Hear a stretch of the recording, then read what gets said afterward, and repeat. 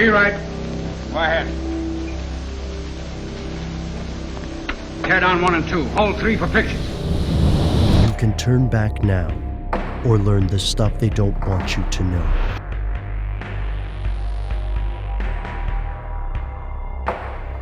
Here are the facts.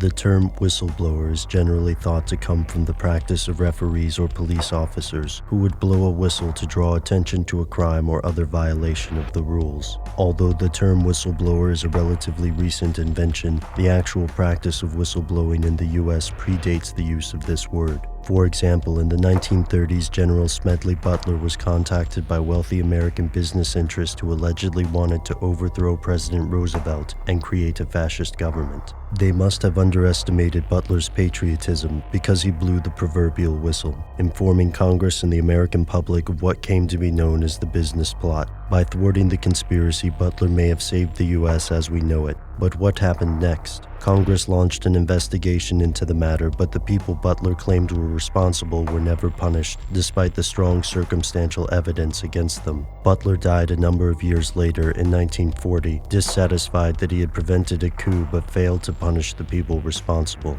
Here's where it gets crazy.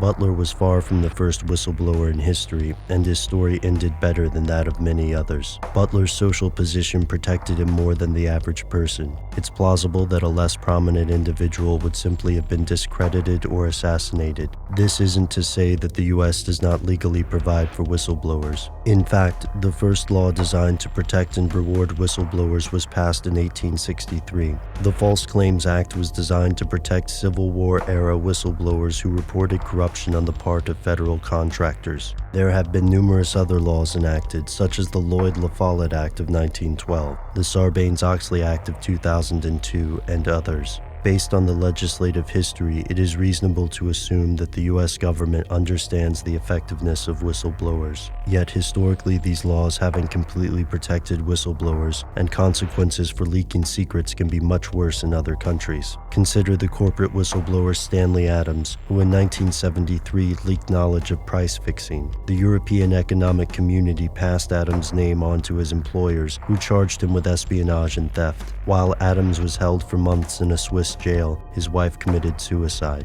Consider another example, Mordecai Vanunu, who spent more than 17 years in an Israeli prison for leaking the country's secret nuclear weapons program to the British press. Vanunu is still not allowed to leave Israel and is currently being prosecuted for speaking with foreign journalists. To their supporters, these men have fallen prey to whistleblower retaliation, a process through which a government or private entity punishes the whistleblower for leaking secrets. As a result, the global situation for whistleblowers has always been extremely hazardous, often resulting in unemployment, public scorn, or personal tragedy. And don't forget that one person's whistleblower is often another person's traitor. In present times, this dichotomy is even more pronounced. Some governments claim that these new whistleblowers are not like their conscientious predecessors, but are instead creating threats to national security. Yet to opponents of the status quo, these governments are only scrambling for justifications and trying to prevent the growth of whistleblowing communities.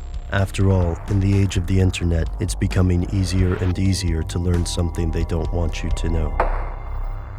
A slip of the tongue may mean the difference between victory and defeat. A person charged with safeguarding secret or confidential matter will exercise every precaution to prevent unauthorized persons from learning of its existence, its whereabouts, or contents.